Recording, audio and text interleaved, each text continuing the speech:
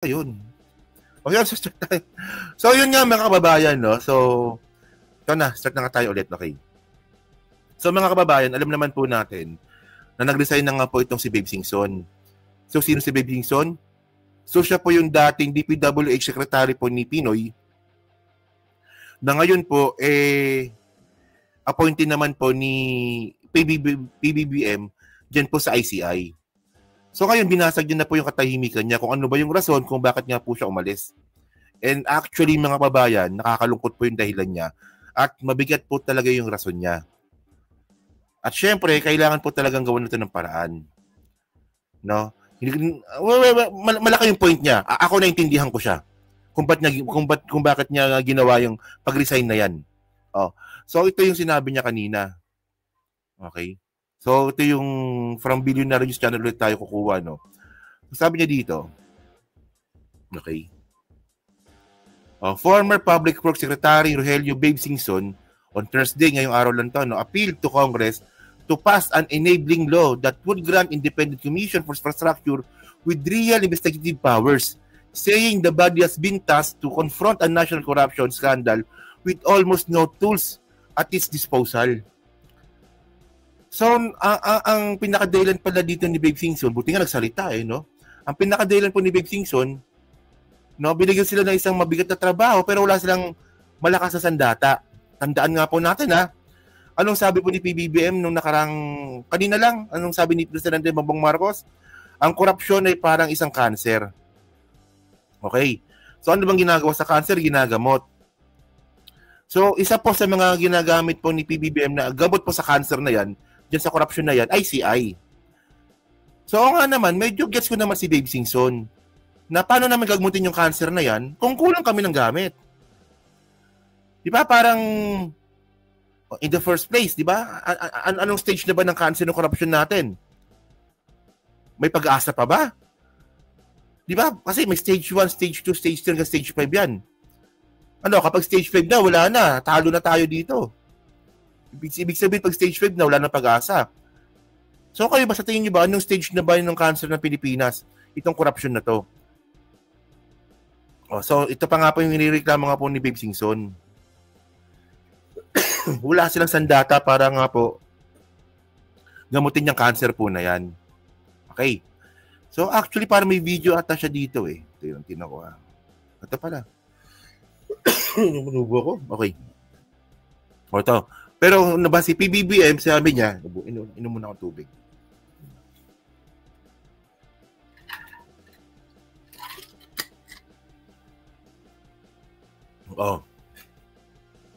Tingnan nyo to Kung si PBBM nga po, hinalintulad po yung corruption sa Pilipinas, sa cancer.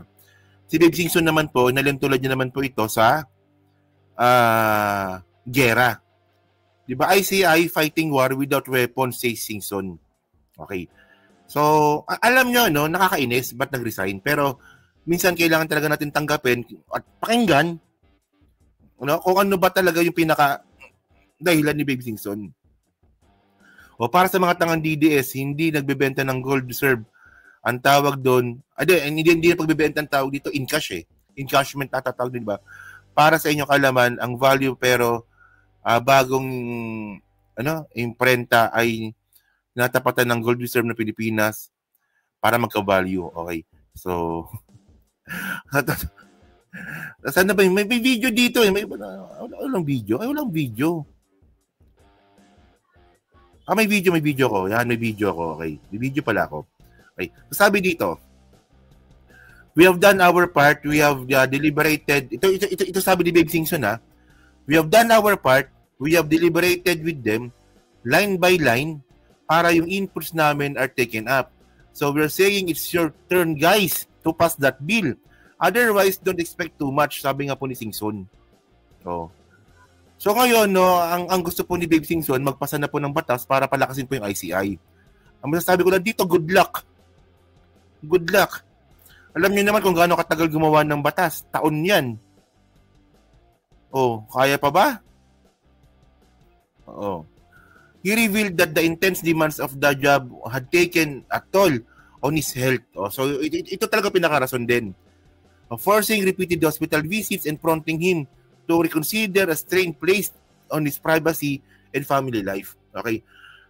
So matanda na kasi siya, no? Because of stress, my 77-year-old body could not take it anymore. Everything is a red flag in my body, he said. Nothing that he had just come from medical checkup before speaking to reporters. Okay. So ang rason ngayon ni Babe Singson is bukod nga po sa medical na rason, no? Nahihirapan na rin po talaga siya na makipaglaban nga po dito sa korupsyon ng medyo wala nga pong gamit. Okay. So, mas maganda, panoorin na lang po natin dito, no? Yung sinabi nga po ni Babe.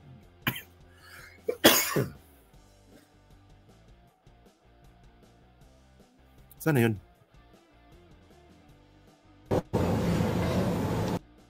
Lumabas yung ICI 94, EO 94. Walang budget. Okay. Kumbaga, o lumabag ka sa gera, solve mo yung problema, hindi ka naman binigyan ng armas. O, ano nangyari sa'yo? Di nakatiwangwang ka. Ano? You cannot defend yourself. You have no powers. Mag-imbita ka kung ayaw pumunta, wala ka nang magagawa. You don't even have subpoena powers. Gusto mo okay, gets ko na. Magpaalisin. Gets ko na to. Gets ko na sinasabi niya. Oo. Yung currency ng isang bansa, dumidepende sa gold reserves. Gumagana pa ba yan? Oo. Alam ko ganyan dati, no? Pero ano pa rin ba yan? Gumagana pa rin ba yan? Isang tao, we don't have that. We have to go to court for a whole departure order. O, ano nangyari? Nakaalis. Sisisihin pa kami doon. Punching bag ka na naman. Ba't hindi niyo pinigilan? Wala nga kaming power to stop that guy from leaving. That's what I mean. No? Ang liwanag naman noon. No? So, we were absorbing a lot of the flack for something that we have no power to do. Pakulong nyo yan, yung kurakot. Wala naman kaming power na magpakulong. O di, sino sinisi? ICI. Ang bagal nyo. You must be protecting the big fish. You must be protecting somebody. So, binatunan lahat sa ICI. That's what I meant when I discussed it with Congressman Erice. Okay. So, ngayon, may news 5 ba nakalagay? So, ngayon mga babayan, no, ito. Yung nirereklamo pala ni Babe Singson, mga babayan, yung reklamo ng mga bobong mga, mga walang alam. Seriously, mga babayan, no, ganun pala yung reklamo ni Babe Singson. So, may mga nakakatakas daw po. Ba't hindi daw po binigyan ng whole departure order? Wala namang ganun kapangyarihan yung ICI. No? So, kasi medyo kailangan natin intindi si Babe Singson kasi may edad na. Minsan pag yung mga ganyang klaseng mga stress, dapat po, hindi na po talaga kinakaya pag ganyan ng edad. Oo. Well, naintindihan natin yan. So, ang malaking question ngayon dito, sinong papalit? O, di ba? Yes, from BSP yan yung lingkod. Ganun pa rin pala. Ganun pa rin pala yung yung sistema ngayon. Depende sa banknotes, sa dami ng gold. Akala ko tinigil na yan kasi parang nakabase na lang to sa paniniwala sa value ng pera. Oo. Ano pala yun? Okay. So ngayon, mababayan, no? Tingnan nyo to, Ito. Okay. So ngayon, alam naman po natin, no, na, saan na ba tayo? No, yung kay Cheese, no? So alam naman natin, mga babayan, no, nakahapon din po, nagsalita po ngayon yung ICI kahapon, na ang sabi nga po nila, wala na raw po silang magagawa dito po sa kaso ni Cheese, nila Nancy Binay, at saka sino ba yung mga pinangalanan? Mark Villar, tsaka si Grace po. 4 sila na sinabihan So, ngayon, hindi na raw sila hawak ngayon ng ICI, yung investigasyon. Pinaasa na raw po nila ito sa ombudsman. Okay. So, ang point ngayon natin dito, no, kung wala talagang power po ang ICI para nga po gawin ang mga gusto nila sa investigasyon po na to, so kailangan talaga nila mag-give way. Kailangan talaga nilang ipasa na lang yan sa ombudsman kasi 'di ba? In the first place, no, makapangyarihan po yan si Cheese. 'Di ba? Makapangyarihan po yan si Cheese, mga kababayan. No? Sa tingin niyo ba, sa mga katulad nga po na kalidad po ni Cheese, papayag ba yun na makukulong na lang yan ng ganyan-ganyan lang? Tingin niyo? Tingin niyo ba ganun-ganun lang ba yun? Lalaban talaga yan. So, syempre ito si Babe Singson, may edad na rin po yan. Natatakot din naman po yan, nagwo-worry din man takot. Nagwo-worry din po yun para sa sarili niya. Ito kinakalaban namin, mga katulad ni Cheese Escudero, pag binalikan kami nito, o especially wala pa kaming ganung kalakas na kapangyarihan, so paano naman kami? So nagwo-worried naman po siya. Oh. So hindi na lang po natin, mga babayan, no. So ngayon, ano bang magagawa ngayon ni Rimulya? Mas malaki po yung magagawa ni Rimulya dito. Kasi po si Rimulya po, meron po siyang constitutional mandate. Malakas po ang kapangyarihan po ng isang ombudsman. Pero yung ICI po, bumabase lang po ito sa executive order. So, sana po, magtiwala pa rin po tayo na gagawin po ng paraan ni Boying Rimulya na mapanagot pa rin tong mga tao po na to. Especially dyan si Cheese Escudero, no? Dyan talaga ako nagigigil kay Cheese, Gigil ako dyan. Oh? Kay Cheese. So, Taker, tulog lang po. Oo. So, yan, no? Okay. Tala, kumain akong TikTok, eh. May TikTok ako sa bunganga. Yan. So, yun, mga kababayan. So, kayo po, no, masabi nyo nga po dito, sa rason nga po ni Babe Singson kung bakit po siya nag-resign. Kayo ba, naniniwala ba kayo na isa ito sa mga malaking rason talaga kung bakit siya nag-resign? Dahil nga po sa mahinang kapangyarihan nga po na binigay sa kanila ng admin po na to. You know? So, yun. So, pa-comment na lang po dyan sa Team Replay, no? Okay? So, okay, meron tayong viewer, kasi akala ko nung una, magsasalita ako mag-isa dito. So, at least may nanonood sa atin. So, maraming salamat sa inyong lahat, no? So, last topic tayo dito, no? Pag-usapan natin tong, si Sara Duterte.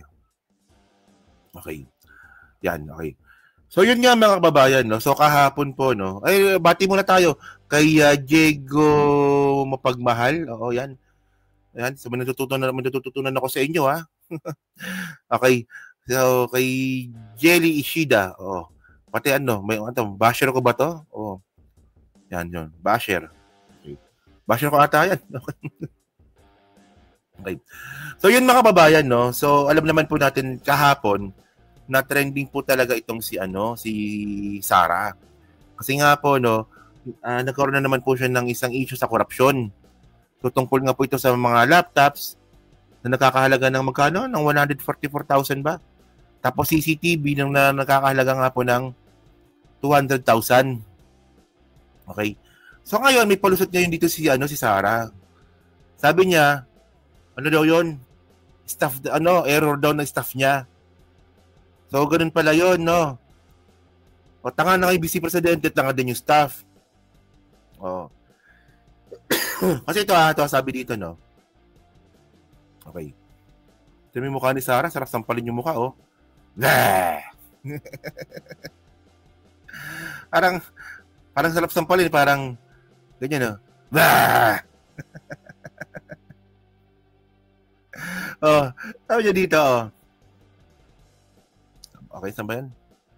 Ayan, ito pala. Oh. The Office of the Vice President maintained that the issues raised by the Commission on Audit regarding the supposed deficiencies found in the office's fiscal management were primarily administrative in nature and that there was no wastage of government funds. So, error daw ng staff. Ayun na pinapalabas niya. So, ito yung sabi ng ABS-CBN, no? Report niya ng isang araw. The 3.9 million worth of laptops listed at the Office of the Vice President's OVP Annual Audit Report in 2024 were actually donated photocopiers and desktop computer, which the OVP said happened following an oversight description. Oh. So, So sabi niya pa dito, the detailed transaction journal vouchers were submitted to COA as well, but the staff made an error in the summary provided to COA. Ayan na. So sabi po ni Sara Duterte na yung mga, ano ba yung laptops ba yun, tsaka ano? Laptop, tsaka laptop. Saan ba yun? Laptop pala, laptop. Yung laptop daw, na nakakalaga ng 3.9 million, ano daw po yun? Photocopier daw po yun. Oo. So donation daw po yun. So nagkamali daw. Kasi tinan nyo ito 13 units, 13 units of laptop ang nakalagay dito. So, ibig sabihin nito, 3.9 million. So, mga 144,000 isa. Di ba? So, ngayon, tingnan nyo naman, ganyan ba katanga itong OVP, itong staff ninyo? So, kasi ito mga kababayan, Ako po kasi nagtrabaho din po ako sa corporate dati. Oo. At isa po ito sa mga trabaho ko dati. Nagli-liquidate po ako ng mga gastos ng table ko, o kaya ng transaction ko mismo. Tsaka minsan ng buong marketing department, minsan na naman yun.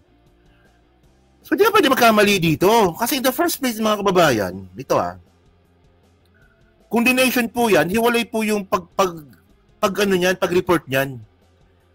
Ba't may sasama sa gastusin yung ang labo Di ba? Bakit may sasama?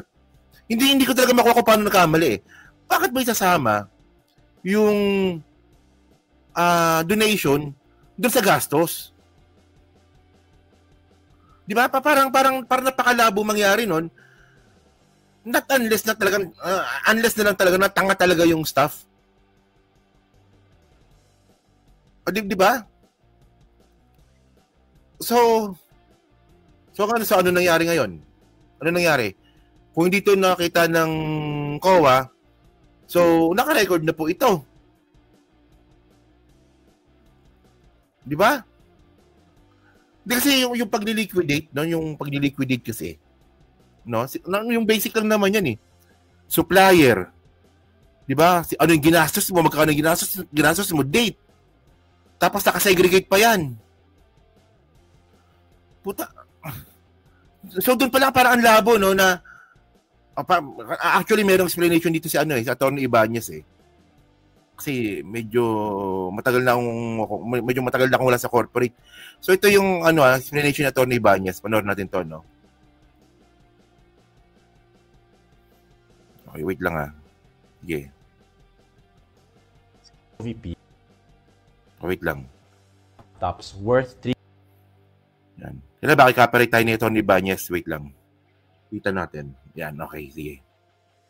Sa COA report ng OVP, may nakareport na laptops worth 3.9 million.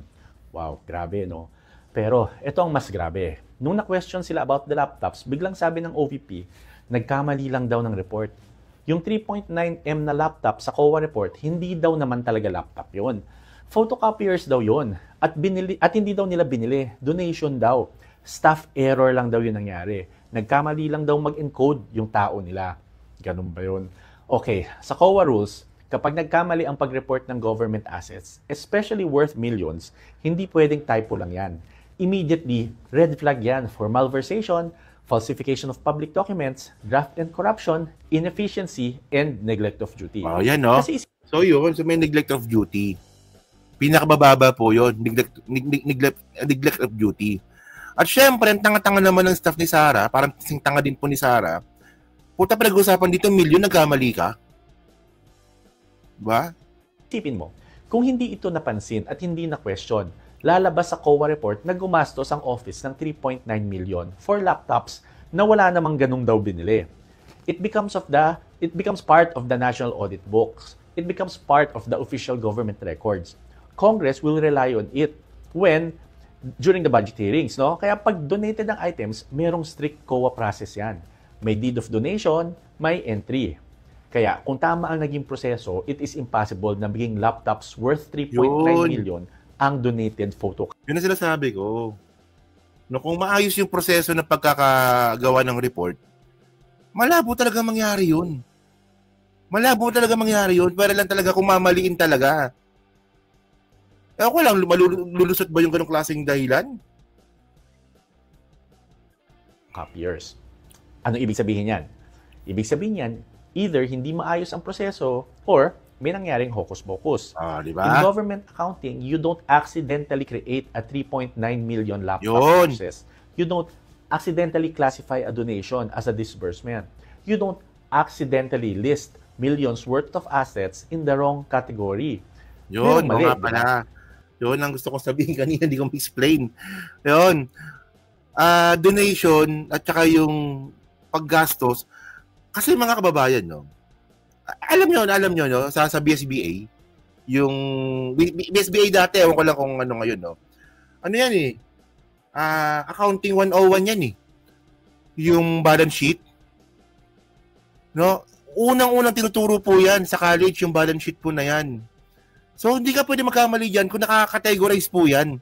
Donation, tapos pinasok mo dun sa paggastos, parang basic na asset and liabilities na paghalo-halo mo. Malabo talaga, nalalabuan talaga ako dyan. Nalalabuan talaga ako. Oo. Diba? Pero lang talaga, kung talagang niloko, dinaya, o tanga po talaga, o baka hindi alam yung accounting 101. Bago ka sana maging staff sana ng ganyan klaseng opisina, dapat man lang, no, business-related yung course. Di ba? Kaya grabe ang error na yan. Multi-million financial entry yan.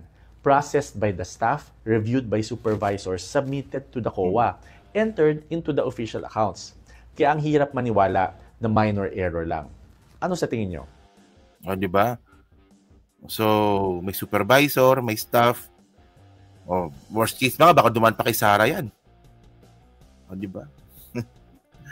Yan, so ako di po naniniwala doon na ano yan, na isa lamang tong error, no? Tong ginawa nga po ni Sarah dyan sa kanyang COA audit ng 2024. Malaki po yung chance ng ano yan, may hocus-pocus dyan. Di ba? So yun mga babae, no? So maraming salamat po sa inyong lahat, no? Dapat 30 minutes na, pero dapat 40 minutes tayo. Overtime ako, ha? So yan, no? So thank you mga kababayan. So kayo po, nung masabi nyo nga po dito sa bagong palusot na naman po ni Sarah. Kayo ba naniniwala ba kayo dito? So yan, so pa-comment na po sa baba at binabasa ko pong lahat yan. Siyempre, salamat po sa inyong lahat. Salamat po. Salamat po. Thank you po. Salamat. Bye-bye. Thank you po.